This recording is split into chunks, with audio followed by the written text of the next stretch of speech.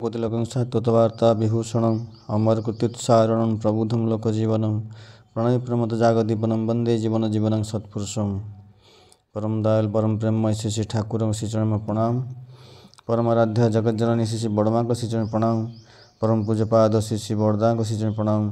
परम पूज्यपाद श्री श्री आचार्य देव को श्री चरण प्रणाम। इष्ट परिवार सभी को श्री चरण प्रणाम। जय गुरु। काश्मीर संबंध श्री श्री ठाकुर 1963 मसीहा मार्च 17 तारिख शुक्रवार दिन ठाकुर को प्रश्न कराइला, ठाकुर काश्मीर कहार? काश्मीर ठाकुर कहते काश्मीर आपण मानकर अर्थात भारत सरकार। एटा ही फैक्ट, घटना जहाँ घटी ताकू नहीं कथा नुहे। भाग बंटार कथा कहवा माने लिनिंग टुवर्ड्स दैट साइड, गोटे दिगरे झुंकी पड़ा। मुहर यही सब कथा माने भाग बंटा बा गणभोट इत्यादि कहले शरीर जोर कमी जाए। थंडर टोन बा वज्र निर्घोष जार बार जहाँ फैक्ट ता कहवा उचित।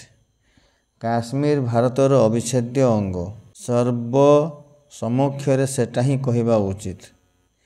हेला जहाँ ता तो हेला, किंतु कहवा उचित जे समग्र काश्मीर भारतर ही अंश। राजा समग्र काश्मीर को ही भारत सरकार हाथ में देइछन्ते। ज्ञानदा कहते खूब स्ट्रॉन्ग एटीट्यूड माने शक्त मनोभाव नेवा दरकार। श्री श्री ठाकुर कहते से भली शक्त लोक ही देखुनी। से भली स्ट्रॉन्ग मैन कोठी सरदार पटेल थिले। से थिले हुए तो काश्मीर समस्यार समाधान हो जाइथांता। से थिले स्ट्रॉन्ग लोक, शक्त लोक। प्रतुल दीप्ति द्वितीय खंड 1964 मसीहा अक्टोबर मासरे श्री श्री ठाकुर 75तम जन्म महामहोत्सव रे जोग देइथिले ओडिशार अन्यतम विशिष्ट साम्यवादी नेता बाग्मी श्री मनमोहन मिश्र महाशय।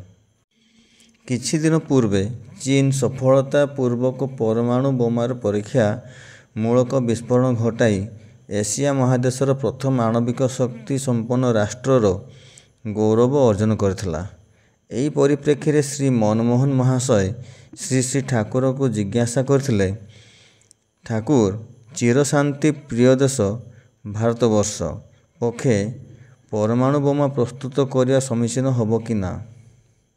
श्री श्री ठाकुर दृढ़ कंठरे कहिथिले, भारत को सर्व प्रकारर शक्तिशाली हेबाकु हबो। शक्तिशाली देश शांतिर कथा कहिले से कथार ओजन थाए। दुर्बल देश पक्षे शांतिर कथा कहिबा प्रकारन्ते आत्मप्रवंचना निजर भीरुता और छलनार बहिप्रकाश हुए। पुणी श्री श्री ठाकुरंकर एक वज्र निर्घोष कथा जहाँ आलोचना प्रसंग तृतीय खंडरे पृष्ठा 14 देखा मिले।